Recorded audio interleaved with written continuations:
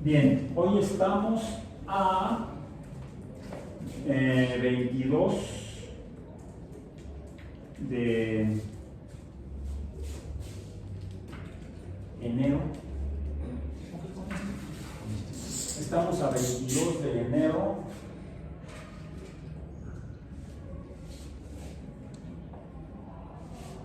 de 2026 en temas selectos de biología experimental 2. Introducción a la astrobiología. IA, no es inteligencia artificial. Introducción a la astrobiología, que es una palabra compuesta, ya la clase pasada la revisamos. Bien.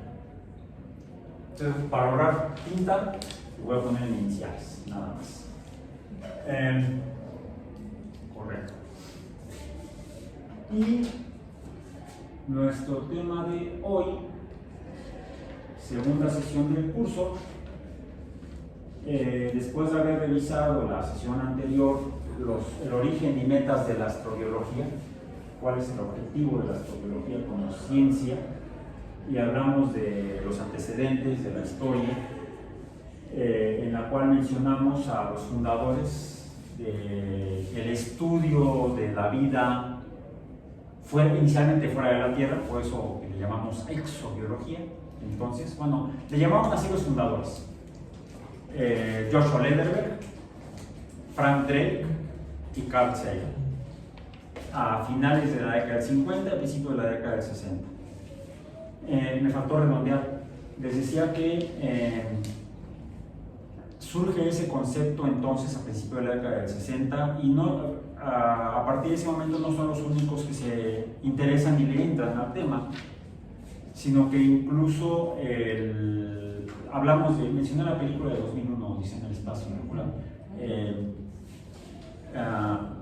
guión escrito por Arthur C. Clarke, que también, con base en ese guión, escribió luego la novela de 2001, Odisea en el espacio. Y que años después, en la década de los 80, después de la investigación realizada por las ondas robóticas, Pionero 10 y 11 inicialmente, y posteriormente, sobre todo con las misiones Voyager 1 y 2, que fueron las que pudieron efectivamente tomar fotografías o imágenes, vamos a decir, de los satélites de ambos planetas gaseosos gigantes del sistema solar, Júpiter y Saturno. Posteriormente pasaron la Voyager 1, por la trayectoria que llevaba, salió del plano o de la eclíptica del sistema solar vamos a decir, podríamos decir, si la ponemos el plano así, y el norte está arriba y el sur de la Tierra está abajo, pues la Voyager 1 habría tomado una trayectoria hacia el norte del sistema solar, por encima del plano orbital de los planetas, que es la que llamamos en astronomía la eclíptica, que es aunque la eclíptica es más bien la línea que viendo desde la Tierra donde se mueven los planetas, es la línea que todos siguen en la bóveda celeste. Esa es la eclíptica. Bueno, pues corresponde al plano orbital de todos los planetas, incluida la Tierra. Es por eso que la eclíptica sería una línea que va de este hacia oeste, porque los planetas los vemos salir por el este en la noche y ocultarse por el oeste. Y a lo largo del año se van moviendo paulatinamente en esa misma línea, atravesando por el movimiento ese raro que tienen, por el cual se llaman planetas, estrellas errantes, era el nombre antiguo. Eso lo mencioné en el curso de física, si se acuerdan, nos tomaron física conmigo. Si no, vean los videos en YouTube, en las clases correspondientes. Se mueven también en esa línea eclíptica, que en esa misma línea eclíptica se encuentran en particular 12 constelaciones, concebidas inicialmente por los asirios, los fundadores de la astrología, antecedente de la astronomía, Y hasta la fecha, los astrónomos y los astrofísicos profesionales siguen usando ese como sistema de referencia, ¿sí? La línea de la eclíptica y esas 12 constelaciones, y cuando hablan de algún objeto astronómico, respecto a eso ubican su posición en tal constelación o junto en tal estrella, o incluso las constelaciones que no se encuentran en esa línea, o conjuntos de estrellas que no se encuentran en otra línea, sino que se encuentran fuera de la eclíptica, ya sea hacia el norte o hacia el sur. Hacia el norte tenemos las osas, la osa menor, la que está más extrema hacia el norte, de ahí que precisamente la estrella polar, que es la que nos dice dónde está el norte, es la punta del rabo de la osa menor. Junto a ella está la osa mayor y después la mamá osa, y eso sería el cuento de Ricitos de Oro. Papá oso, mamá osa, el pequeñocito y Ricitos de Oro. No hay constelación de ni la mamá, porque es la osa mayor, no el oso mayor, ni tampoco constelación de Ricitos de Oro. Es otro cuento. Y hacia el sur, por ejemplo, encontramos la Cruz del Sur. Y en medio de los polos celestes, podemos decir, y la eclíptica, pues hay un montón de conjuntos de estrellas dependiendo del trauma del astrónomo correspondiente o astrólogo. Sí, porque es una especie como de Rorschach. Rorschach es esa prueba psicológica de interpretación de manchas de tinta. Bueno, sería esa interpretación de puntos juntados con líneas que hicieron en el pasado diferentes pueblos que se asignaron figuras a los conjuntos de estrellas. De ahí es lo que significa, de hecho, constelación, conjuntos de estrellas. Constelaciones, conjuntos de estrellas. Bueno, bien, con base en ese conocimiento es que hay 12 conjuntos de estrellas que se encuentran a lo largo de la línea eclíptica, que es por donde se mueven los planetas. Esas 12 constelaciones son las del zodiaco. ¿Sí? Si son o han sido aficionados o aficionadas a la astrología, pueden seguirlo siendo todavía también. Digo, si Copérnico fue astrólogo, aunque no ejerció, hizo muy poca astrología. Kepler fue astrólogo, sí ejerció, muchas veces de eso vivió. No vivió de las matemáticas, vivió de hacer horóscopos y cartas astrales y otras cosas. Galileo también era astrólogo, y no sé si vivió de eso, pero sí hizo algunos trabajos de astrología. Como ya les comenté en alguna ocasión, incluso sin título, porque no se tituló nunca. No hagan lo mismo, así como de repente hablamos de buenos ejemplos y malos ejemplos en ciencia, ese es un mal ejemplo en ciencia, no titularse. No el tipo de trabajo experimental, ese sí es un muy buen ejemplo. Pero al descubrir, o empezarse a descubrir a partir de las observaciones de Galileo, que esos puntos de luz no eran estrellas, sino cuerpos semejantes a la Tierra, entonces fue que fuimos descubriendo que esas supuestas estrellas errantes son realmente cuerpos astronómicos o mundos como la Tierra. Bien. Y son esas 12 constelaciones, comenzando por la del Carnero, Aries, luego la del Toro, Tauro, luego la de los Gemelos, Géminis, luego sigue la de León. ¿Va Cáncer antes de León? No me acuerdo. Es que bueno, primero los 4 elementos, entonces es Aries, Tauro, Géminis y sí sigue Cáncer. Cáncer es el más pequeño de agua. Fíjate que no había yo caído en cuenta de eso. Ajá, van en orden. Son los 4 elementos aristotélicos. Fuego, tierra, ¿Y el quinto elemento? No, ese no contaron. No, esa es una película de Bruce Willis. Está muy enfermo. De Alzheimer. No, ya no tiene demencia del lóbulo frontal. Por la edad. Ya está muy mal, pobre Bruce Willis. El quinto elemento es una película, supuestamente en el futuro. Bien. Y pues no sé, se parece futuro planteado ahí al cierto futuro que estoy vislumbrando. No, espero que no. Entonces, luego Cáncer, luego Leo, luego escribo, luego escribo, escucho. No. Después del León, Leo sigue Virgo, luego Libra, y ya la libró. Escorpio, Escorpión, Sagitario, Capricornio, Acuario y Piscis. Piscis. Okay. Bueno, en esas 12 constelaciones que se corresponden con 12 meses, son las que se toman como referencia para ver el movimiento de planetas. ¿Sí? Estas 12 constelaciones se encuentran, vamos a decir, en la misma zona de la eclíptica, que sería como el ecuador del sistema solar, equivalente a el plano. Bien, entonces decía yo que la Voyager 1 sale de ese plano hacia el norte, del norte lo podemos llamar así, de manera un tanto arbitraria, mientras que la Voyager 2 tiene una trayectoria un tanto diferente y pasa primero por Júpiter, luego por Saturno, luego por Urano. Asistía también el cambio en la trayectoria por el jalón gravitacional que les da al pasar cerca de semejantes masas de planetas. ¿Sí? Pasa por Urano, toma fotografías de Urano y de los satélites correspondientes, y finalmente en Neptuno, creo que en 1986, no me equivoco en el año, que es el último planeta que visita, toma fotografías, toman datos de otros, con otros sensores, ¿sí?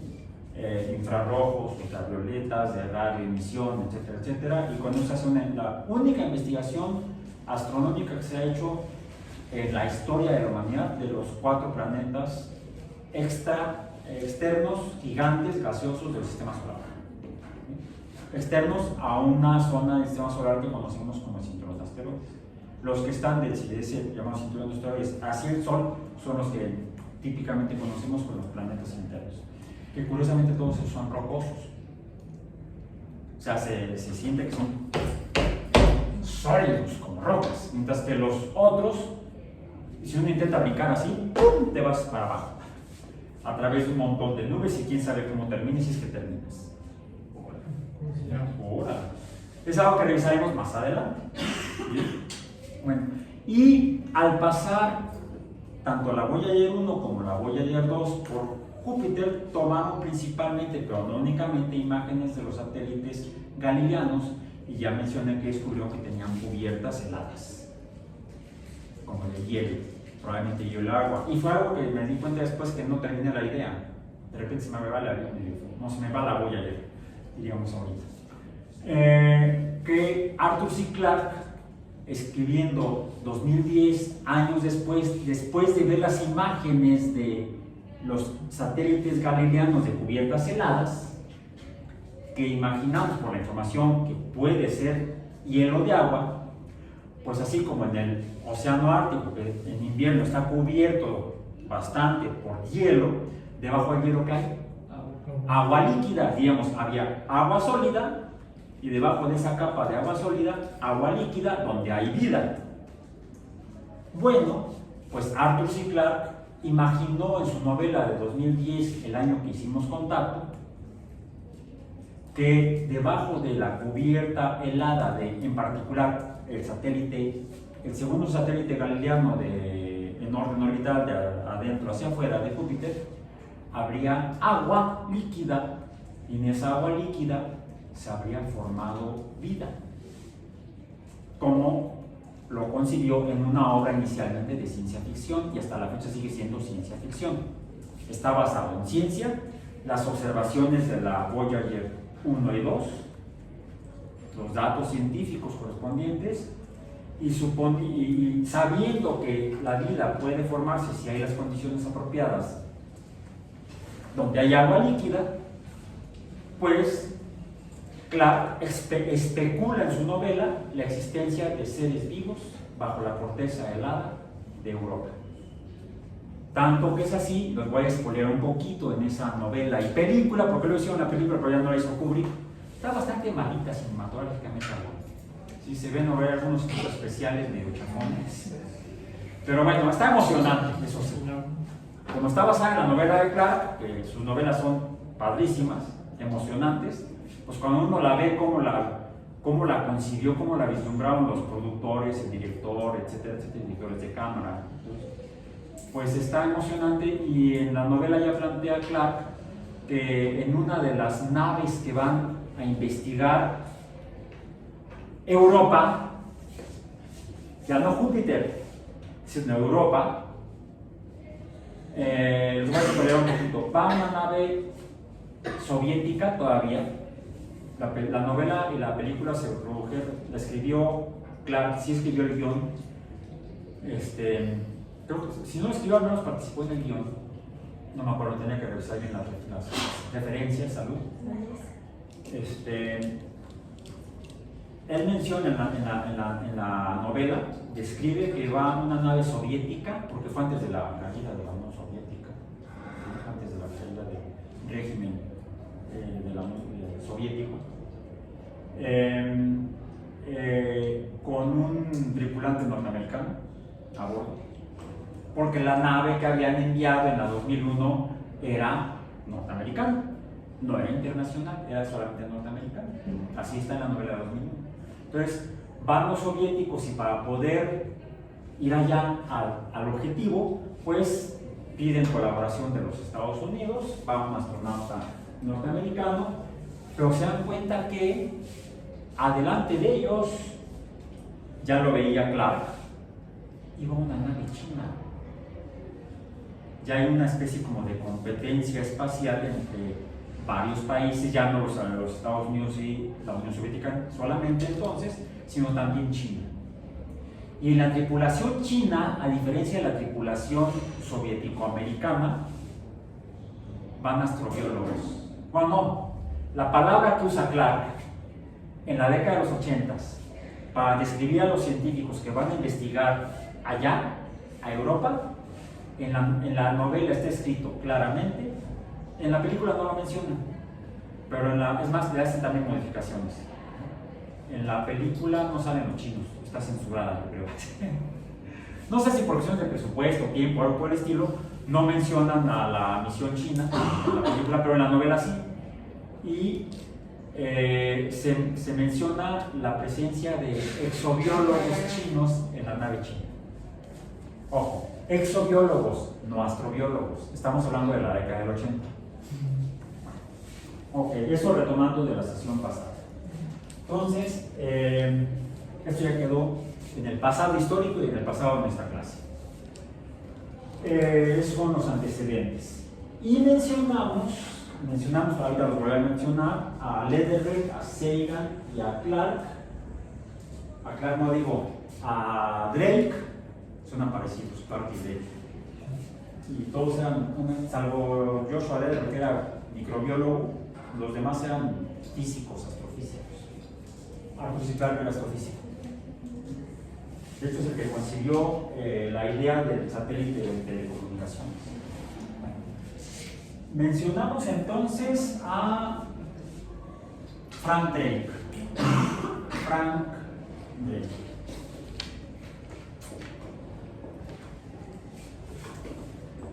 Como uno de los tres fundadores de la exobiología, actualmente astrobiología. En colaboración y en compadrazgo con Carl Sagan. Y bueno, no casualmente, sino intencionalmente traigo, ya lo mencioné hace un momento antes de comenzar formalmente, este libro que lo mencioné titulado Comunicación con Inteligencias Extraterrestres por Carl Sagan, pero es una compilación, ya lo dije, de las ponencias y conclusiones de un congreso que se celebró en 1971 en la Armenia soviética. Es una compilación. Sí, hay varios autores y el trabajo lo compiló Carl Sagan, que participó y organizó junto con un académico soviético, Azerbaiyán, ¿cómo se llama? Ambarzunian. Aquí viene su nombre. Viene su nombre.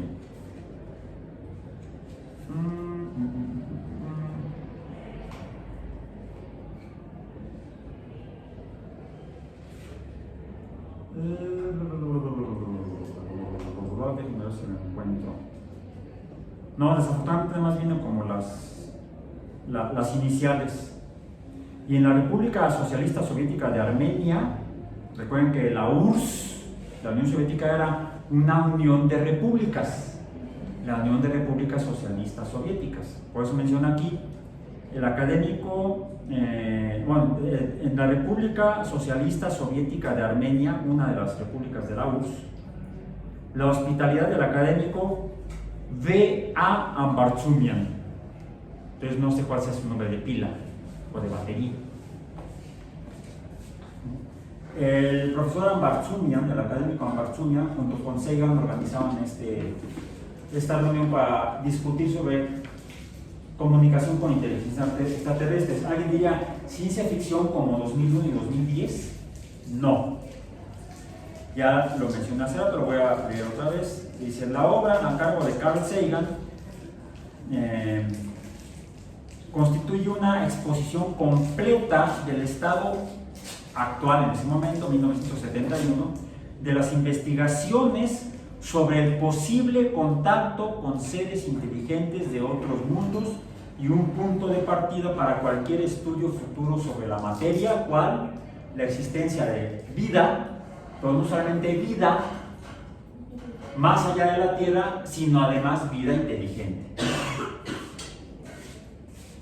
Y esto 10 años después de que en 1961 precisamente Frank Drake, vamos a ponerlo aquí, en 1961 hizo el primer planteamiento formal con base en pensamiento y evidencias científicas para plantear la pregunta: ¿habrá vida, y no solamente vida, sino inteligente, más allá de la Tierra? Ubiquémonos en el momento. Todavía no existe la astrobiología como concepto ni como nombre. El concepto es la vida afuera de la Tierra, en otros cuerpos astronómicos. Por eso, afuera de exo. Ya dijimos que no era, me di cuenta cómo lo dije la clase pasada y mi hija después me corrigió. Era Super Seven. No, Seventeen, dije Super Seven. No, esa era una caricatura de cuando era yo niño. Era Super Seven, eran unos superhéroes. No, era Super Junior. Los confundí con Seventeen. Son bandas de K-pop, como eso. No sé que haya una banda que se llame Astro. Creo que ¿Sí sí. hay? Creo que sí. Debe haber, hay un montón. Sí. Bueno, entonces, tiempos de la exobiología. Frank Drake en 1961 plantea, de hecho, un modelo matemático para poder cuantificar no solamente la existencia de formas de vida extraterrestres fuera de la Tierra, sino el número de, por ejemplo, en una galaxia, ¿cuál? Pues donde vivimos, en la galaxia de la Vía Láctea. ¿Cuántas civilizaciones extraterrestres con tecnología, vamos a decir, al menos equivalente a la que ahorita manejamos en la humanidad, pudiera haber en la Vía Láctea? Y es así como Frank Drake plantea una ecuación conocida como la ecuación de Drake, que, como dice el libro de Carl Sagan, puede ser un punto de partida para cualquier estudio futuro sobre la existencia o posibilidad de existencia de vida en general, porque podríamos usar esa misma ecuación para remitirnos a la pregunta: ¿habrá vida en otros cuerpos en la galaxia? Y nos quedamos nada más, no nos importa que sean bacterias, pero que sean seres vivos. O damos el siguiente paso y que sea vida inteligente. Pero no, además, no solamente vida inteligente, sino vida inteligente con tecnología suficientemente evolucionada al nivel que actualmente maneja la humanidad, o incluso en 1961. ¿Por qué digo 1961? Sí, es cierto, en 1961 ya se habían logrado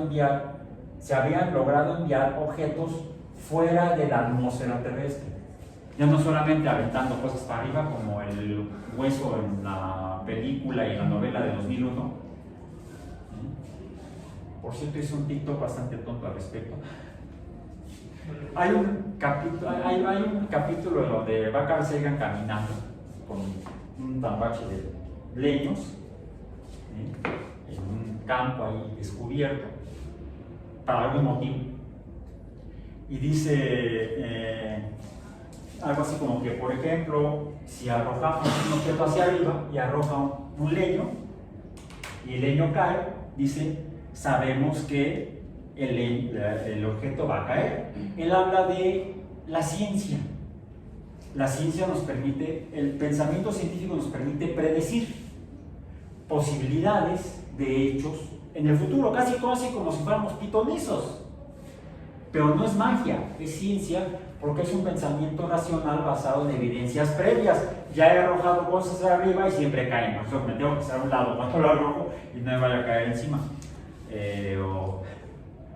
Como por ahí hay un video de hace algunos años, en una clase, yo arrojé una pelota a la cabeza de un alumno.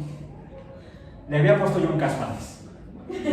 Sí, le puse un casco antes. No me interesa lastimar gente. ¿Sí? Han tomado clase conmigo en física, ven que es experimental, es vivencial. Entonces se me ocurrió aventar una pelota una pelota de tenis. Ni siquiera no fue la pelota de béisbol, también uso en clase. La pelota de tenis a la cabeza donde estaba el casco. Sí, la atiné. La pelota rebotó y me cayó a mí. Y el casco lo tenía él, no yo.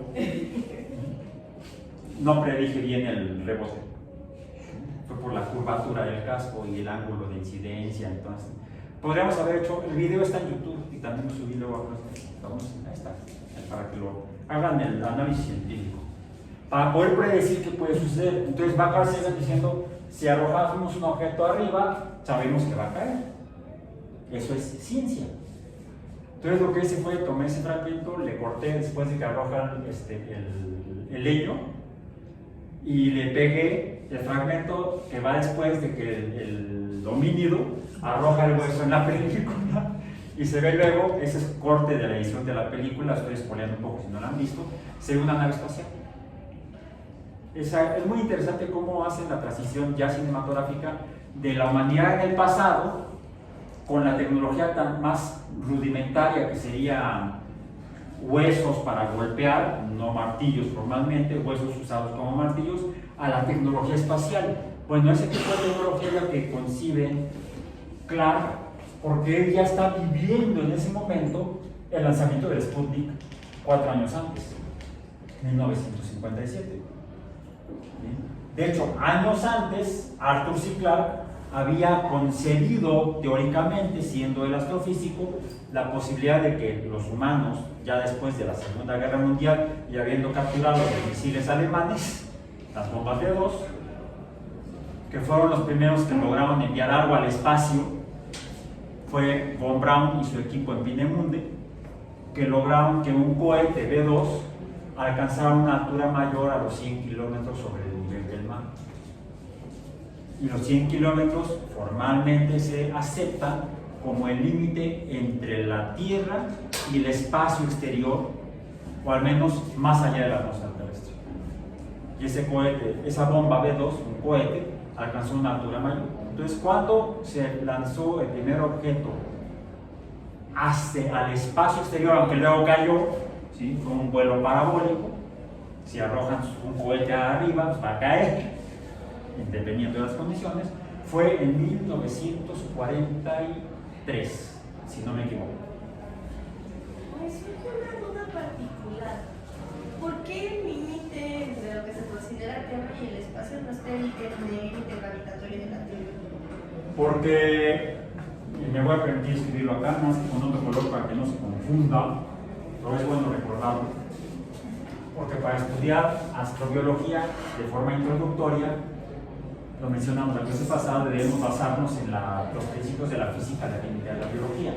Y un principio fundamental en la física es la ecuación, o la fórmula, la que yo llamo la cuarta ley de Newton. Si se acuerdan, están las primeras 3 leyes de Newton, del movimiento, la ley de la inercia, la ley 1, la ley de las fuerzas, la ley 2, y la ley de sería de la conservación del momento, que es la ley, no la conservadora, sino la misma de la inercia. La inercia se conserva, ¿no? La de acción-reacción, que también toma parte del momento, pero en colisiones. ¿Sí? El momento se conserva cuando se da la colisión, que es la tercera ley, la de acción-reacción. La cuarta ley, que está en el mismo libro de los principios matemáticos de la filosofía natural de 1686, cuando Newton ya tenía cerca de 40 años, más de 40 años más bien, porque nació en el 43, es la de F subíndice G mayúscula, la fuerza de gravedad, es la cuarta ley de Newton, creo que es la cuarta que pone en el libro, por eso la llamo yo así. Que las primeras tres no las hizo para explicar el movimiento de carritos o ganitos, fue para explicar eso. Él estaba estudiando astronomía y para llegar a sus conclusiones astronómicas tuvo que desarrollar la dinámica como parte de la mecánica, el segundo capítulo de la física, histórico y de los libros. Y el primer libro siempre es cinemática, ¿no? La de Galileo. La fuerza de gravedad es proporcional o depende de la constante gravitatoria, que no la determinó Newton sino Cavendish, Lord Cavendish, multiplicada por el cociente del producto de las masas, masa 1, masa 2, entre el cuadrado del radio, multiplicado por un vector. Y eso ya lo voy a poner. ¿Qué significa esto? Que mientras que haya materia, masa, va a haber fuerza de gravedad. Cierto, conforme se separan ambas masas, esa es R, y de forma cuadrática, esa fuerza disminuye, pero no desaparece.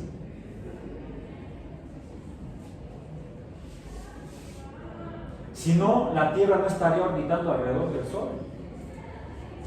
Estamos a 150 millones de kilómetros del Sol. ¿Y por qué no nos vamos? Qué bueno. ¿Por qué no obedecemos a la primera ley de Newton? ¿Por qué no seguimos en línea recta? Sino que la trayectoria es, decía Copérnico, circular, ahí se equivocó. Como dijo Kepler, es elíptica. Sí, poco excéntrica la órbita de la Tierra, casualmente. Es la órbita menos excéntrica de los 8 planetas. La más excéntrica es la de Marte, la que es más elíptica, menos excéntrico, más circular, más excéntrico, más elíptico. Es elíptica la órbita de la Tierra porque el diámetro mayor es de 151 millones de kilómetros en números redondos y el diámetro menor, bueno, no se llama diámetro, se llaman ejes. El eje mayor de la órbita es de 151, no, mentira, 151 sería el radio. Bueno, llamémosle, el radio mayor es de 151 millones de kilómetros y el radio menor es de 149 millones de kilómetros. Si la diferencia son nada más 2 kilómetros que en 150 no pintan. ¿Sí? Por eso se dice que la órbita de la Tierra es casi circular, pero es elíptica, es casi, no deja de ser elíptica. Bueno, entonces, si no fuera esto cierto, pues la Tierra tendría que seguir la primera ley de Newton. Todo objeto en movimiento sigue una trayectoria rectilínea y a velocidad constante, a menos que una fuerza la perturbe, y esa fuerza para la masa 1 es la masa 2 y para la masa 2 es la masa 1. Conforme masas se alejen, la fuerza disminuye en forma cuadrática. Y disminuye, pero nunca llega a cero. ¿Cierto? Quizá esté tan lejos ya que está lejos, por ejemplo, la Tierra del Sol, pero se acerca a otro planeta. Y entonces hay interacción entre estos dos planetas. La masa de la Tierra y la masa de Marte. De hecho, cada que Marte y la Tierra se acercan, la R es menor, se perturban y sus órbitas se modifican muy ligeramente, casi de manera despreciable. Pero si lo hacemos en la medición de manera, en el último decimal, vemos que hay una perturbación en la órbita de Marte y en la órbita de la Tierra. La órbita de la Tierra perturba la órbita de Marte y Marte perturba la órbita de la Tierra. De hecho, esas perturbaciones entre masas son el principio científico o físico que ha permitido identificar la presencia de exoplanetas alrededor de las estrellas. Porque los planetas, un planeta que orbita una estrella, va a perturbar el movimiento de la órbita de la estrella alrededor de la galaxia. En el caso del sistema solar, el planeta que más perturba la trayectoria del Sol es Júpiter, porque es el más masivo. ¿Sí? ¿Podría ser Mercurio? Si es el más chiquito, sí, pero es el que está más cerca. Si la distancia es muy pequeña, la fuerza es muy grande. Pero Mercurio es demasiado pequeño. Más bien es el Sol el que perturba la órbita de Mercurio, y por eso Mercurio no obedece a esta ecuación. Pocos años después de que Newton publicó esta ecuación y dijeron, ya se acabó acaba de nacer la física y ya se acabó. No hay nada más que investigar porque está resuelto. Al menos a nivel de física de planetas, no sé si, y de planetas con el Sol. Pero ya Newton planteaba un problema. Bueno, con esto puedo explicar las órbitas elípticas que había predicho Kepler, con base en las observaciones de la medición de las órbitas, bueno, del movimiento aparente en la bóveda celeste de los planetas, principalmente Marte, que había medido Tycho Brahe. Vamos, estamos acá al lado rojo en la historia. Sí. Esto es Newton. Newton, 1686. Antes del 1600. ¿Sí? Tycho, bueno, este es Isaac Newton. Tycho se escribe T-Y-C-H-O, se pronuncia Tycho, no Tycho. Podemos decir de Tycho en español. Tycho Brahe, o Brahe, porque es con H. Ahí está. Tycho Brahe sería más o menos en danés. Ahora que está muy de moda en México. Tycho Brahe, que ya era un hombre mayor de edad para esta, es más, este año murió en 1600. Y trabajaba con él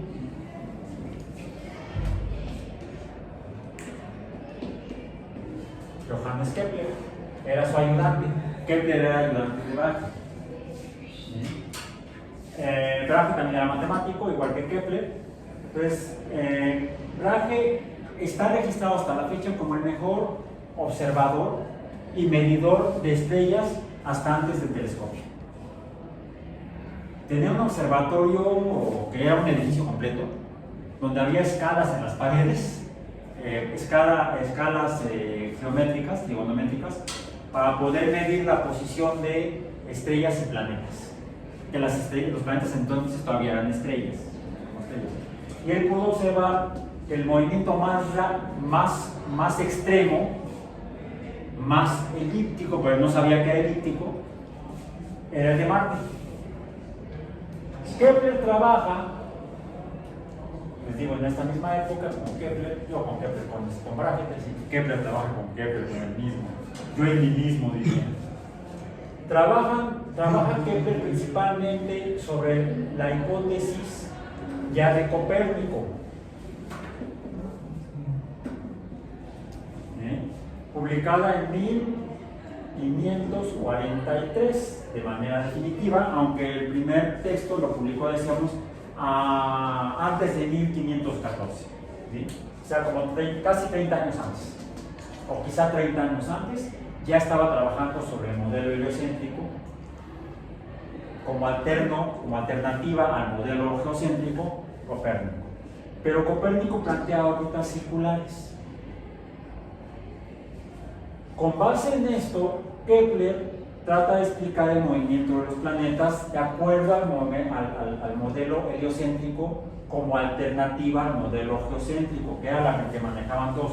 Brahe Sus observaciones las interpretaba con base en el modelo tolemaico o geocéntrico del año 150, dijimos, en aquella obra Síntesis Matemática. Entonces, hasta este momento, no 1686, eso es ya 80 años después de Brahe, 8 décadas después. Brahe, Kepler y Copérnico trabajan como astrólogos convencidos de que la Tierra es el centro del mundo, el centro del universo, diríamos hoy en día. Con esa interpretación de lo que ven, Brahe lo que busca es medir de manera más precisa y exacta los movimientos de los 5 planetas visibles a simple vista, los únicos conocidos hasta entonces. Es hasta, decíamos, que Galileo, y aquí todo el mundo le llama Galileo y no por su apellido Galilei, Galileo, Galileo, no, el negro soy yo.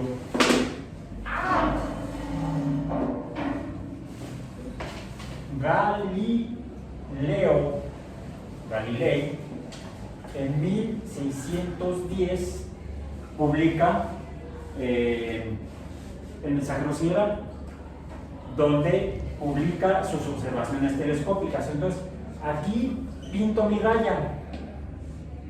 De aquí para acá hay telescopio. En ese sentido, tendríamos que pintar esa misma raya aquí. Esto es sin telescopio, sea con telescopio, y esto es sin telescopio. Este de acá. De hecho, Newton mejora el telescopio. Pasa del telescopio refractor de Galileo con lentes al telescopio refractor de Galileo, refracción, lentes, al telescopio reflector con espejos curvos. Eso los inventa Newton. De ahí que haya publicado, bueno, ya parece que ya para 1686 ya tiene telescopios reflectores diseñados, ¿sí? Y ve que se ve mucho mejor, se hace mejor la investigación con instrumentos cuando usa telescopios. Ya ha publicado algunos datos de manera indirecta en 1686, por ejemplo.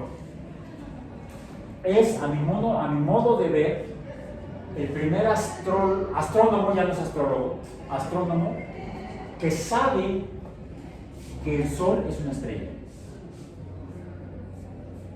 De hecho, deduce que el Sol es una estrella.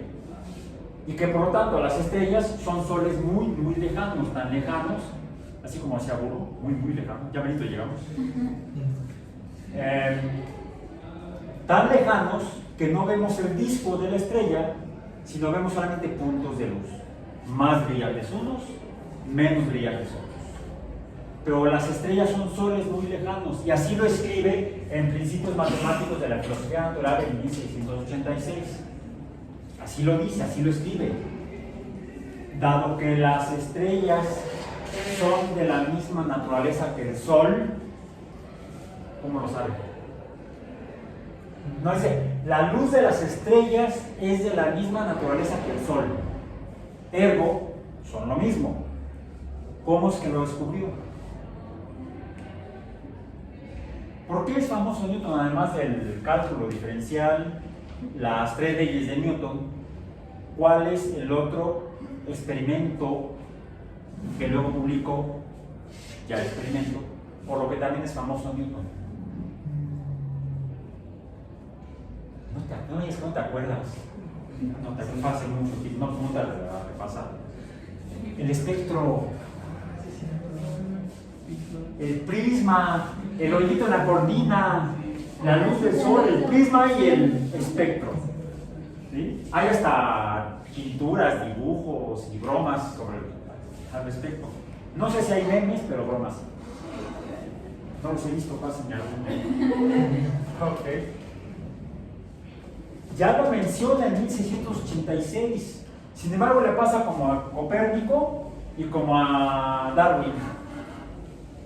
¿Cuándo publicó Darwin el origen de las especies?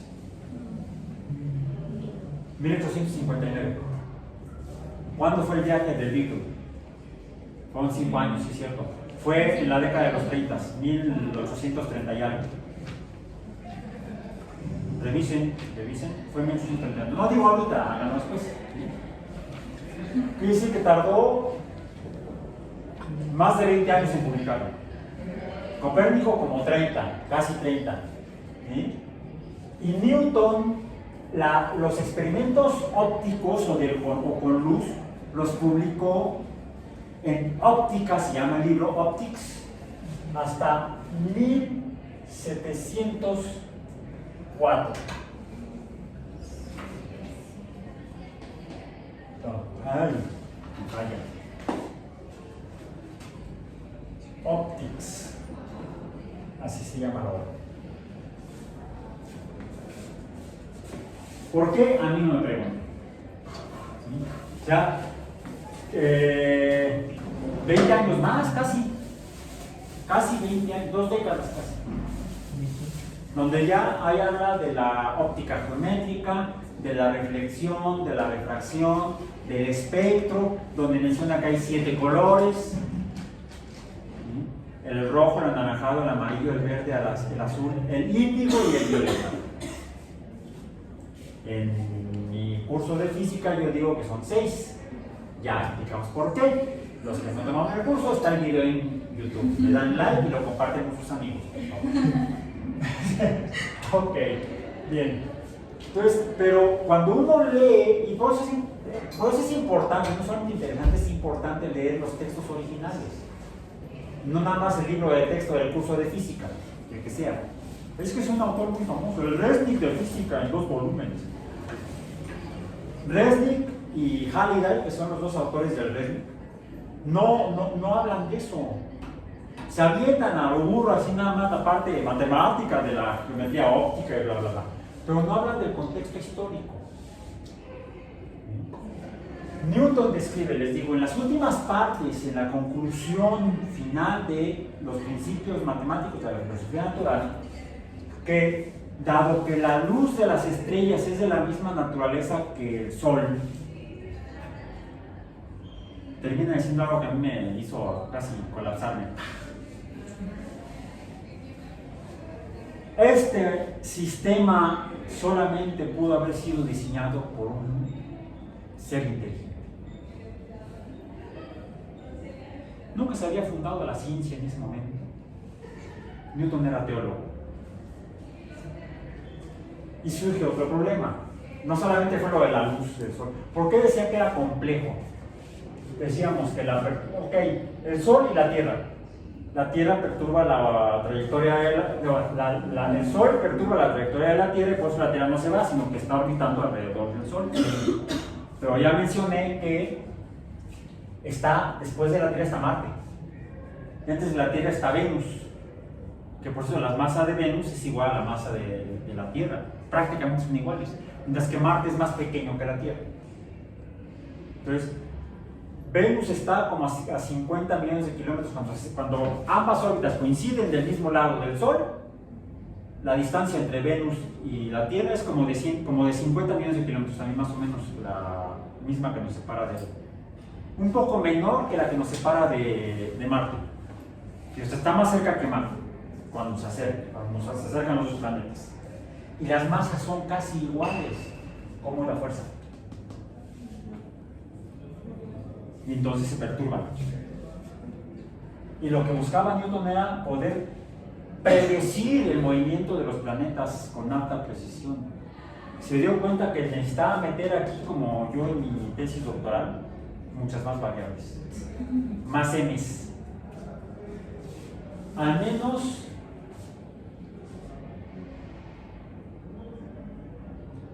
no recuerdo, no creo que todavía no se descubría con telescopio el siguiente planeta después de Saturno, Urano. Fue descubierto después.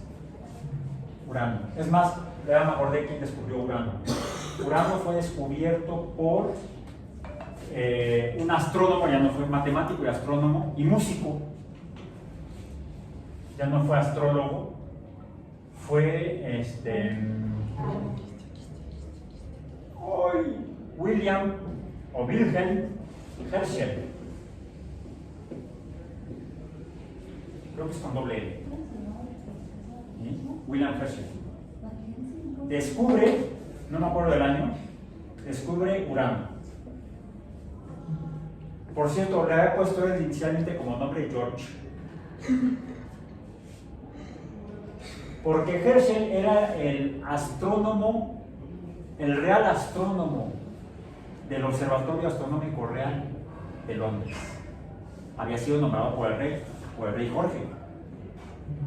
Y entonces por eso le puso al planeta Jorge. Ya después los astrónomos, cuando iban a conocer Urano. ¿Por qué? Porque todos son nombres romanos, de dioses romanos. Mercurio, Venus, Tierra, Marte, Júpiter, Saturno y el nuevo Urano. No Jorge. Es histórico. ¿Bien? Entonces, pero decía lo que Newton se da cuenta que tiene que meter aquí, hasta aquí es una ecuación de cuatro variables. Una ecuación de 4 variables. La fuerza, que es la que nos interesa calcular, pero tenemos dos m's, 2 variables, y r, que es variable. Pero no son los únicos cuerpos, no es una estrella y un planeta. Está Mercurio. Puede ser el Sol y Mercurio, pero y la distancia de esos dos. Pero también luego sigue Venus. Habría que meter Venus y la distancia de Venus con Mercurio y con el Sol. Y luego la Tierra y la distancia respecto a Mercurio, respecto a Venus y respecto al Sol. Se va complicando esto, ¿verdad? Y no existen las computadoras. Entonces, se da cuenta Newton que resolver esto matemáticamente es un desmadre. No, aún siendo él un hombre, hay quienes consideran que fue, por ejemplo, alguien que lo he escuchado decir que para él Newton ha sido el hombre más inteligente en la historia escrita de la Tierra. Fue Neil deGrasse Tyson, astrofísico gringo. Él interpreta que para él el científico más brillante ha sido Isaac Newton. Newton no pudo, cuando dijo, bueno, esta es la ecuación, la voy a llevar a los demás planetas, no. Es demasiado complejo. Eso solamente puede ser en una mente más sabia, que no puede ser una mente humana. Entonces él echa la culpa a Dios. Así termina diciendo, los planetas se mueven así si Dios quiere. Y dicen que es la fundación de la ciencia, ese libro. Por eso es bueno leer los textos originales históricos en diferentes épocas, y de esa manera vamos desmitificando la ciencia. La ciencia no siempre ha sido tan racional, y no es tan racional incluso hoy en día, como la gente que no la conoce y no la ha vivido o no la ha leído cree. Por eso hay que informarse. Ok, vamos, seguimos. Bueno, esta es la parte histórica, la parte que está en rojo, o sea, peligro, casi. ¿Alguna duda, algo más al respecto? ¿Fue suficiente el recuerdo histórico? No me salté nada. Todo comenzó porque necesitamos usar... preguntaste de la gravedad. Sí, entonces la gravedad no desaparece. Puede reducirse el valor de Fg porque las masas son muy pequeñas y la distancia es muy grande, pero mientras estén esos valores, esas variables ahí, pues puede ser una fuerza de así de 0.000000001, pero no es cero absoluto. No es como lo que predice la cuarta ley de la termodinámica, ya es la tercera, aunque sería la cuarta porque empiezan numerando con el cero. La cuarta ley de la termodinámica es la tercera. Cosas de la historia de la termodinámica, pero sería espacio de otro tiempo. Bien. Entonces es por eso que el espacio extraterrestre se acuerda por convención, se llega al consenso, y así llegó al consenso después de la propuesta de alguien, un investigador, un físico de apellido Kalman, que propuso Bueno, la atmósfera, el espacio exterior debe iniciar donde la atmósfera, que también por esta misma fuerza, porque es la interacción de la Tierra con la masa de los gases, se va haciendo cada vez menos densa. Empieza a haber cada vez menos gases conforme uno se aleja de la superficie o el nivel del mar de la Tierra. Por eso aquí en la Ciudad de México, a 2.250 metros sobre el nivel del mar, y en Coajimalpa, están todavía más arriba, cuando viajas a Iztapalapa, te acercas al centro de la Tierra. Y cuando te regresas a Coajimalpa, vas hacia el espacio exterior. Aquí estamos a 2.250 metros sobre el nivel del mar. No estamos a nivel del mar, por eso cuidan de esa tos. No, mejor la cuides, deja que se vaya. Sí, la cuido, que no, eso no es bueno. Lo bueno es que traes el cubrebocas.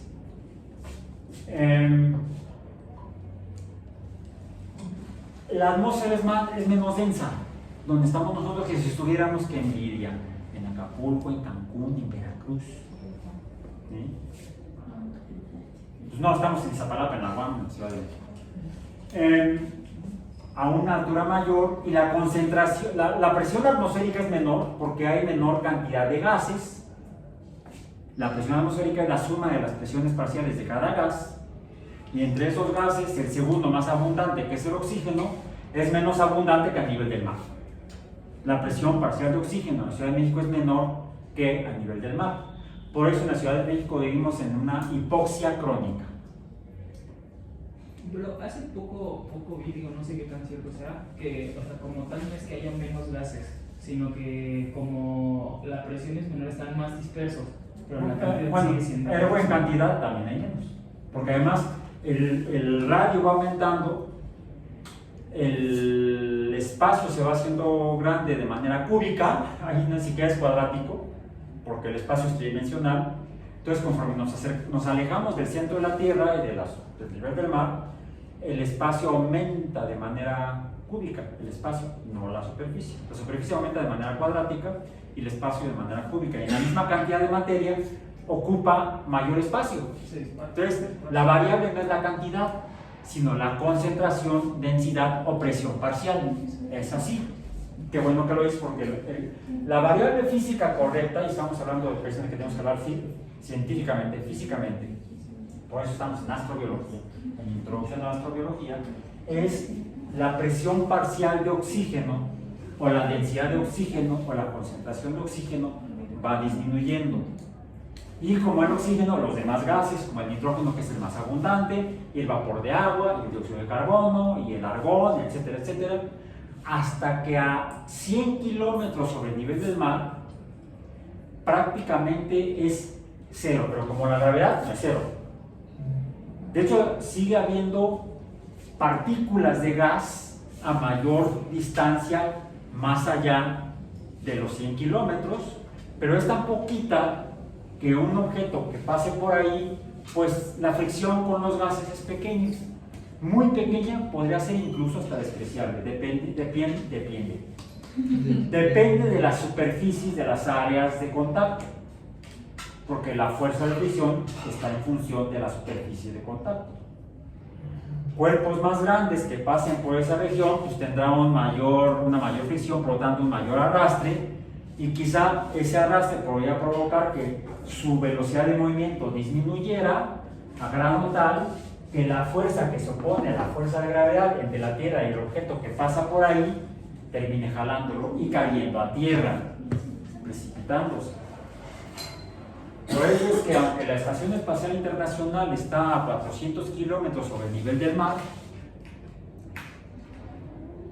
cada tanto tienen que usar las naves tripuladas y de carga que llegan y las enchufan para lo que se necesita. Usan los motores de esas naves para darle un empujón a la estación espacial y volverla a poner en la órbita que debe, porque si no es tan grande que sí presenta arrastre con la extremadamente tenue atmósfera que aún hay a 400 kilómetros sobre el nivel del mar. Pero es tan poquita que cumple con la regla de Kármán de que de 100 para arriba es el espacio exterior, de 100 para abajo es la atmósfera, el espacio interior, vamos a decir. el espacio atmosférico. Hay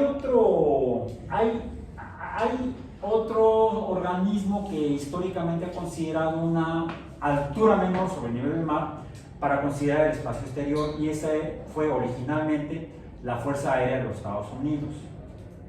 ¿Por qué? Ellos son los segundos en lanzar cosas al espacio exterior y entonces tienen el derecho de autor, vamos a decir, o de creadores del concepto, que fueron neotramposos porque usaban las bombas B-2 que habían capturado a los alemanes. No eran cohetes gringos, eran cohetes alemanes armados en Nuevo México, allá al norte de Ciudad Juárez, White Sands, Nuevo México, y de ahí hicieron las pruebas donde con los ingenieros alemanes y von Braun, los cuates de von Braun y von Braun, armaron las bombas B-2 pero sin explosivos y pusieron cámaras, barómetros, diferentes dispositivos para usarlos para estudiar la atmósfera y más allá de la atmósfera. Entonces, la Fuerza Aérea de los Estados Unidos, que se creó en 1947, ya separada del ejército por ley de los Estados Unidos, estableció el límite del espacio exterior a 50 millas. ¿Cuántos son 50 millas? Calculen, multipliquen 50 por 1.609, porque una milla son 1.609 kilómetros. ¿A cuántos kilómetros corresponde? ¿50 por qué? 50 por 1.609. 80. 80 kilómetros. ¿Redondo o con pedazos? 80. ¿Redondo? Ah, mira, qué chistoso. Les confieso que yo nunca lo había calculado, ¿no? Y hasta la fecha no fui yo, fuiste tú. Entonces yo no lo he calculado. Pero sí lo sabía de las lecturas que he hecho, que los Estados Unidos consideran el espacio exterior y por lo tanto cualquier persona que pasara esos 80 kilómetros como un astronauta. Y de hecho, tienen ellos registrados a los primeros astronautas que llegaron al espacio exterior con ese criterio de 80 kilómetros mediante aviones, no con cohetes como las bombas B-2. El avión sí era un avión con motor de cohete, porque un avión con motor de turbohélice no lanza. A un avión a reacción, con motor a reacción, tampoco llega hasta allá. Sino que tuvo que ser un avión con cohetes con motor, el X-15, de las cuales los que eran pilotos de prueba, pilotos experimentales, de los pilotos que volaron en el X-15 en la década de los 60s, creo que al menos 3 pasaron el límite de los 80 kilómetros, o sea, de las 50 millas, y los 3 fueron reconocidos como astronautas. Uno de ellos sí luego fue astronauta en cohete, bueno, sí en cohete, pero en un cohete avión, en el transbordador espacial, Joe Engle. Joe Engle fue piloto de X-15, fue luego admitido como astronauta de la NASA, piloto de X-15 de la Fuerza Aérea trabajando para la NASA. Eran pilotos, porque él era militar. Entonces, como piloto militar fue asignado a la NASA para volar en vuelos de prueba del X-15. Creo que sí llegó al espacio, déjenme verificarlo, luego verifíquenlo luego en internet. Pasa que son un montón de datos y no me acuerdo de todos así exactamente siempre. Pero creo que Joe Engle sí alcanzó las 50 millas, pero luego fue dado de baja como militar y entró a la NASA como piloto, como astronauta, y voló en el transbordador espacial. Entonces fue astronauta. Y ya voló pues más allá de 100 kilómetros, por supuesto, 200 kilómetros, estuvo en órbita, tuvo varias misiones, se retiró y luego fue administrador general de la NASA, lo que sería el director de la NASA, Joe Engle. Y Joe Engle, creo que fue él, creo que sí, fue el que autorizó a la NASA para que la Voyager 1 tomara la foto de los planetas del Sistema Solar en 1991. Corrijan si dije alguna mentira, bueno, algún error, no mentira. ¿Sí? Bien. Entonces, regresemos al presente para seguir con esto. Bueno, regresemos al presente para viajar de pasar a otro pasado. Bien. Entonces, decíamos que Drake plantea la ecuación que permite calcular el número que podría existir de civilizaciones tecnológicas en una galaxia, en este caso la galaxia de la Vía Láctea. Y él dice que ese número sería, y voy a hacerlo ahora con el azul, no con el negro, sería el número n. N. N. N, si n tiene mayúscula, que sería el número de civilizaciones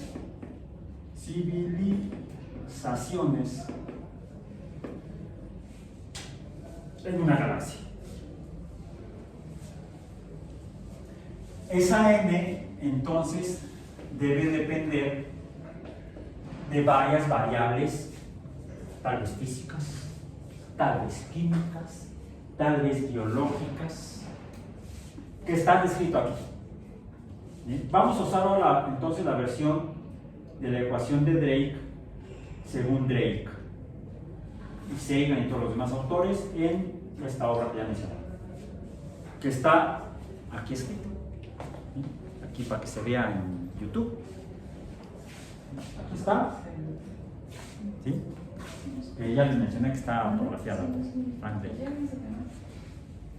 donde dice, bueno, la ecuación aparece en la página 23 del libro, y en la página 26 aparece otra vez, pero en chiquito, como que sería el capítulo de la ecuación de Drake, ¿sí? Y luego aparece aquí, donde dice: se ha sugerido que para establecer un marco coherente de trabajo en algunas de las discusiones siguientes de esta reunión científica, tendríamos que expresar una formulación sobre el número de civilizaciones técnicas en la galaxia de la Vía Láctea que están en nuestro nivel de avance tecnológico o lo superan. Esto lo dice porque una interesante de este libro, como es una compilación de conferencias de una reunión científica, viene, ¿quién lo dijo? Aquí, Carl Sagan en particular. Él es el que está diciendo eso en 1971. Tal como indica el programa del, no tengo el programa, pero mencionaba que tiene el programa, sus cuates, los primeros 2 días y medio de esta conferencia serán dedicados a discutir estos factores constituyentes. Hay muchas formulaciones de este problema. En la formulación más sencilla, en 1971, debida en su forma original a Drake, habla de Frank Drake, publicada en 1961, o sea, 10 años antes de esta reunión. N, el número de civilizaciones de este tipo, tecnológicas, existentes en la galaxia, se puede escribir como producto de 7 factores. La puse en el CIPI. ¿Lo tienen ahí a la mano en CIPI? CIPI-DIPI. ¿Cuáles son esos 7 factores? El primero, L subíndice asterisco. No, R. Ah, no, sí es R, perdón, me emocioné. Es R subíndice asterisco. R. ¿Por qué R? R subíndice asterisco. ¿Sí está en la definición, no? Si no, bueno, aquí déjenme leer la que viene aquí. Porque hay una pequeña diferencia. No recuerdo si el dato que puse en el CIPI es el que tomé de cuando Sagan mencionó esta ecuación de Drake en un capítulo de la serie de televisión y del libro que él también escribió, de Cosmos, publicados ambos en 1980. Porque él menciona tanto en el libro como en la serie de televisión a R como el número de estrellas en la galaxia. Sin embargo, aquí da otra definición. Dice, R, subíndice asterisco, es el ritmo de formación estelar promediado para toda la vida de la galaxia. O sea, no es el número de estrellas en la galaxia, porque las estrellas se forman y, vamos a decir, nacen, no son vivas, pero así le dicen los astrónomos, las estrellas nacen, y mueren, también así dicen los astrónomos, los astrofísicos, las estrellas mueren de diferentes formas. dejan de ser estrellas que emitan luz visible al menos. Pueden emitir otras cosas. Bueno, entonces, para toda la galaxia, en unidades de número de estrellas por año. Número de estrellas por año. Hay una definición de R. Bueno, ahorita recojo la tapa. R, subíndice asterisco, es, digamos, igual a el número de estrellas, pongamos N, o déjenme poner, sí, así es a N, entre el tiempo en años. ¿Sí? El tiempo en años. N entre T. Entonces es un número racional. Una tasa de cambio. Por eso le llama el ritmo. Un ritmo es una razón de cambio. ¿Sí? Es el número de notas entre unidad de tiempo. Es un ritmo. La frecuencia.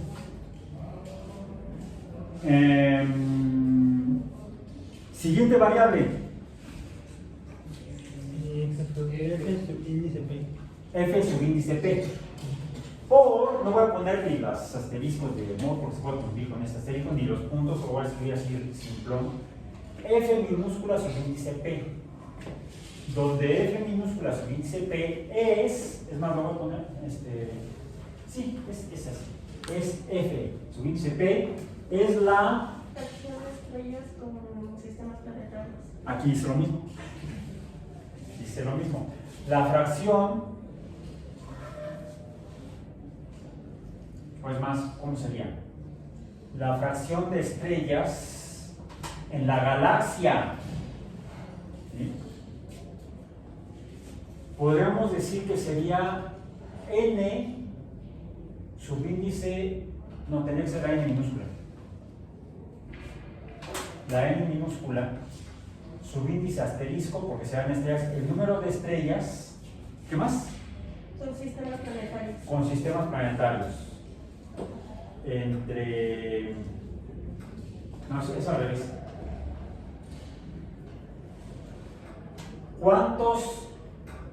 ¿Cuántas estrellas? El número de estrellas, N subíndice asterisco, que tienen planetas, asterisco planeta, vamos a decir, entre la N subíndice asterisco. Si de todas las estrellas, ¿cuántas tienen planetas? Eso sería F subíndice P. Por, ¿cuál sigue? N minúscula subíndice E, que es N, que es subíndice, N minúscula, que es un número, subíndice E, es el número de planetas Que son ecológicamente aptos. ecológicamente vivos. Vamos a decir, planetas aptos para la vida.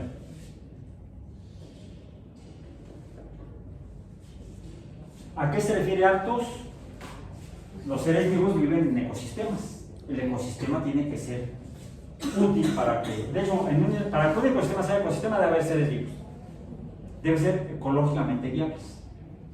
Esto de qué depende lo vamos a ver después.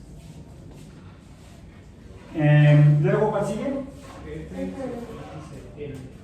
F subíndice L minúscula. ¿Sí? Okay. F subíndice L minúscula, que es Planetas en los que surge la luz. el número de planetas con vida. Planetas aptos. ¿Vale? Planetas aptos. No, los aptos son los ecológicos. No, sí, pero es que especifica planetas aptos en los que surge la vida. Ah, bueno, sí, pues estos mismos. Bueno, para que el planeta tenga vida, pues tiene que haber sido antes apto. Además, hacía ahorro tinta y espacio en el pizarrón. Por F subíndice I minúscula. F subíndice I minúscula es Planetas con vida inteligente. el número de planetas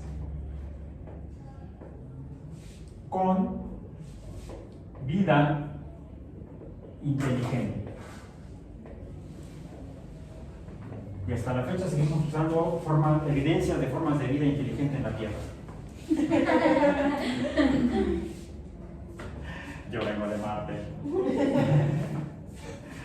Anécdota. Cuando conocí a Frank Drake, fue en un evento que organizó la Sociedad Mexicana de Astrobiología en 2007, precisamente. Me invitaron. Yo no soy astrobiólogo, pero me invitaron. Pues saben que me gustan estas locuras, ¿no? Y estaba ahí Frank Drake, estaba en la mesa de la organización, luego de una conferencia, y hubo un receso. Salimos del teatro del universo, y estábamos afuera, de hecho, ahí en los jardines del universo. Se hizo una bolita con el Dr. Drake. ¿Sí? Había gente de todas edades, tipos, incluso había gente que no era científica formalmente. ¿Sí? ¡Qué padre! Eso es divulgación de la ciencia. Y una señora le preguntó de repente, Dr. Drake, ¿y usted de dónde es? ¿Dónde nació? ¿De dónde es? Y le contesta, I'm from Mars. La mayoría luego entendimos que era una broma. La señora se quedó, ay, ¿en serio? Ya todos nos reímos juntos. Hasta la señora se rió. Era simpaticísimo, acaba de fallecer hace apenas 2 o 3 años, no pudimos que fallecer. Ya grande de edad, de más de 80 años. Y estuvo muy lúcido hasta sus últimos días de vida.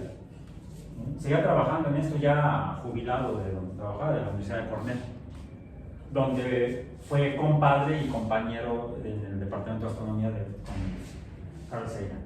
Bueno, multiplicado F sub índice I por F sub índice C. No es fuerte, carampazo.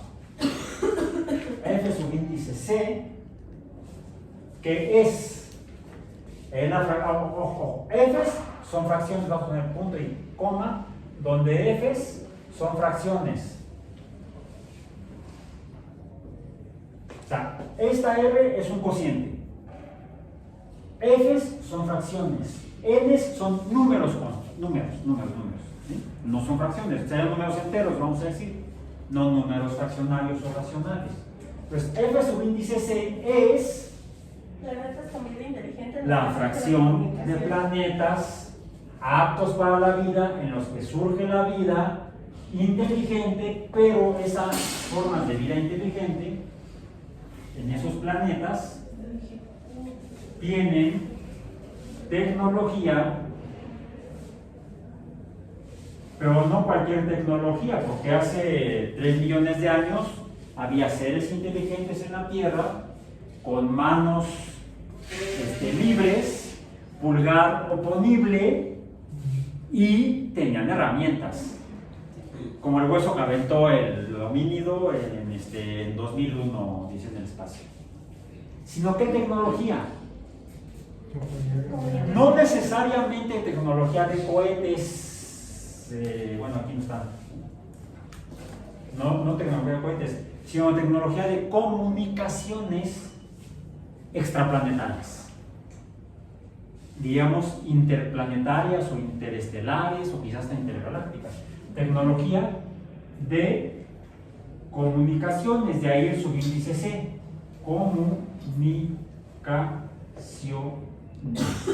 comunicaciones fuera de su cuerpo astronómico. Por en el caso del libro de aquí, como lo mostré en la página anterior, bueno, aquí está en chiquito, es L, no F subíndice L, que F subíndice L sí la puso Carl Sagan en el video de Cosmos, en el capítulo de Cosmos, el cual pueden encontrar los el fragmento, el corte o el capítulo completo en YouTube. Afortunadamente están disponibles los 13 capítulos de Cosmos de 1980, están disponibles en YouTube e Internet. En inglés, en el idioma original, con la voz de Sagan, que es el que conduce el programa. Lo encuentra uno doblado al español. La versión que se publicó en México, dicen en español latino, yo latino. También lo pueden encontrar, eso oye raro, muy raro, en español doblado en España. No, sonó como argentino, como lo dije. No, en argentino no hay, pero en español de España sí. O en inglés con subtítulos en español también lo pueden encontrar. Ahí. Desafortunadamente no encuentran las de Cosmos de 2014 ni la última edición, que es como de 2020, creo que fue. La última edición que hizo Andrea, la última esposa de Carl Sagan. Conducidas estas por la segunda y tercera edición de Cosmos, ediciones como tales, conducidas precisamente por Neil Tyson. Esas no están en YouTube. He encontrado la segunda en Daily ¿cómo se llama? Dailymotion. Yo voy a decir Daily News, ¿no? No, en Dailymotion. Entonces, tomemos la letra que está aquí, L mayúscula. Aunque les digo, en Cosmos, Sagan no menciona la tasa de formación de estrellas, sino el número de estrellas en la galaxia. Ahí yo diría que se le fue, porque no es lo mismo. Y L sería también un número en tiempo, los años que esta civilización con capacidad de tecnología de comunicaciones extraplanetarias exista.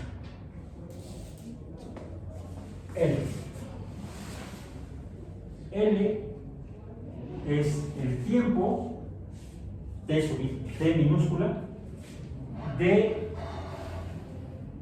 vida o existencia de la civilización tecnológica. ¿Y por qué habrá incluido esta última variable tecnológica? ¿Por qué habrá incluido esta última variable Drake en su ecuación? Porque bueno, si existen y si sobreviven, pero ¿para qué los tapemos? No exactamente, más o menos. Y eso me va a llevar a mencionar, antes de que terminemos el último punto de la clase del día de hoy. Antes quiero redondear esto desde un contexto histórico, y es importante, para entender la ecuación misma. Y entonces tener una visión más realista de lo que, con base en las evidencias existentes científicamente para el estudio de la astrobiología por los humanos en la Tierra, sería, o al menos como hipótesis, a nivel de hipótesis, si no es como predicción científica, que toda civilización tecnológica que llega a esto pudiera durar solamente un tiempo limitado, y no porque la estrella crezca como el Sol dentro de 5.000 millones de años, que se expandirá tanto que se chupará la Tierra y adiós lo que haya. Se convertirá toda la Tierra y todo lo que hay en ella en plasma. Cuando el Sol, estrella llamada mediana amarilla, entre comillas, porque la luz que emite es blanca, si no, no veríamos el blanco, veríamos todo amarillo. Es una estrella amarilla, llamémosla así, pero es realmente una luz que emite luz blanca. Se transformará en una gigante roja, con un radio estelar mayor a los 150 millones de kilómetros. Por eso se va a chupar a la Tierra y quizá llegue a ser más grande, 200 millones de kilómetros, y entonces se chupe a Marte. Entonces habría que apurarse a irse a otro lado. No, quién sabe, a lo mejor tal vez. Porque quizá no sean 5.000 millones de años lo que dure una civilización tecnológica. 1961, ¿qué ocurría en estos años? Es más, ¿cómo empezó la tecnología espacial para lanzar satélites al espacio, astronautas, cosmonautas? De hecho, ¿cuál fue el motivo de que la Unión Soviética lanzara el Sputnik? Estaba en una carrera militar, en una carrera armamentista con los Estados Unidos, la Guerra Fría. que había surgido al terminar la Segunda Guerra Mundial, que termina después de que los Estados Unidos lanzan dos dispositivos nucleares de fisión, es decir, de ruptura de átomos, dos bombas atómicas, sobre Japón. Poco tiempo después, la Unión Soviética, que se había volado los planos del proyecto Manhattan, casi desde el principio, ya sabía Stalin que los Estados Unidos estaban haciendo bombas atómicas, y le informaron oficialmente en la reunión en Potsdam después de la rendición alemana. Hay una reunión entre Truman, ya había muerto Roosevelt, Truman, Stalin e inicialmente Churchill se reúnen en Potsdam para repartirse el mundo al final de la Segunda Guerra Mundial, y es durante esa reunión que hacen la prueba en White Sands, en Alamogordo, Nuevo México, del dispositivo de fisión original dirigido a investigación por Robert Oppenheimer. El niño pequeño le llamaban al dispositivo, nunca mencionaban la palabra bomba, siempre hablaban del dispositivo, the device, y le habían bautizado como el niño pequeño. Y recibió Truman un telegrama que decía que había nacido el niño pequeño. Y en ese momento les informa a Churchill y a Stalin que habían logrado hacer una bomba atómica. En ese momento cae la cortina de hierro. Stalin hace un coraje los de mil demonios porque Truman le demostró que no le tenía confianza. Éramos aliados, pues así como actualmente, ¿no? Pues no tanto, porque me estás ocultando datos importantes. No te preocupes, yo ya sabía. Espías en el proyecto Manhattan consiguieron los planos, y pocos años después de terminar la Segunda Guerra Mundial, la Unión Soviética logró hacer su primera bomba atómica, y tan eficientemente desarrollan su tecnología nuclear que son los primeros en hacer una bomba de fusión, la llamada bomba de hidrógeno, que son las bombas termonucleares. Y entonces empieza la carrera armamentista conocida como la Guerra Fría. Los Estados Unidos apuestan a lanzar bombas como lo hicieron sobre Japón, con aviones. Desarrollan bombardeos estratosféricos que vuelan a más allá de 30 kilómetros de altura, y desde ahí podrían lanzar por bombas termonucleares sobre la Unión Soviética. Y la Unión Soviética, al no poder desarrollar aviones con esa capacidad igual a la de los Estados Unidos para ese uso en particular, sí hacen algunos aviones estratégicos, pero no tan eficientes como los. Finalmente, el último que desarrollan los Estados Unidos es el B-52, ya hace más de 60 años, y siguen volando. Para aquellos que dicen, ¿cómo se usan aviones tan viejos? Porque si lo mantienes bien, funciona. Hay B-52 construidos en 1950 y tantos que siguen volando. Están modernizados en electrónica, pero la aviónica sigue siendo la misma de hace 70 años. Los F-5 mexicanos tienen 40 años volando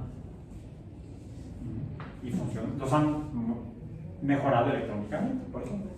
Entonces, con eso, en ese entorno de esa Guerra Fría, y con las amenazas de te mato, me matas,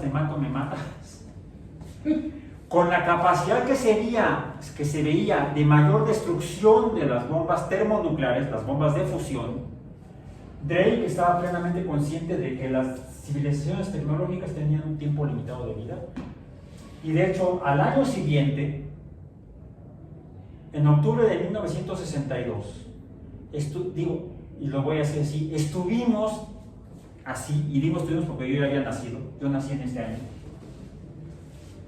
Sí, estaba chiquito, no tenía ni conciencia de nada, quizá nada más comía, zurraba y orinaba, mojaba pañales. No, ya tendría un año de edad, ya caminaba, más o menos, hacía mis solitos. Pero en octubre de 1962 estuvimos así de un intercambio nuclear.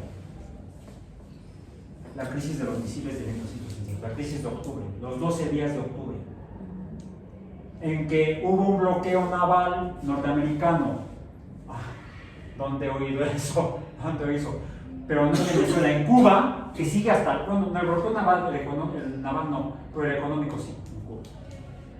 Se bloqueó económicamente y militarmente a través de buques la isla de Cuba, porque la Unión Soviética, se enteraron los Estados Unidos mediante espionaje, había llevado misiles nucleares a Cuba. Misiles con bombas nucleares a Cuba. Y quizá porque el presidente era un señor llamado John Fitzgerald Kennedy y el secretario general del Partido Comunista Soviético era un señor llamado Nikita Khrushchev, fue ambos veteranos de la Segunda Guerra Mundial, fue que no se llegó a un intercambio mundial. Dijeron mejor, hagamos un acuerdo. ¿Cuándo comenzó la tecnología de telecomunicaciones espaciales en la Tierra? ¿Cuándo se hicieron los primeros radares grandotes? Apenas a principios de la década del 50. Menos de 10 años antes ya estábamos valiendo queso.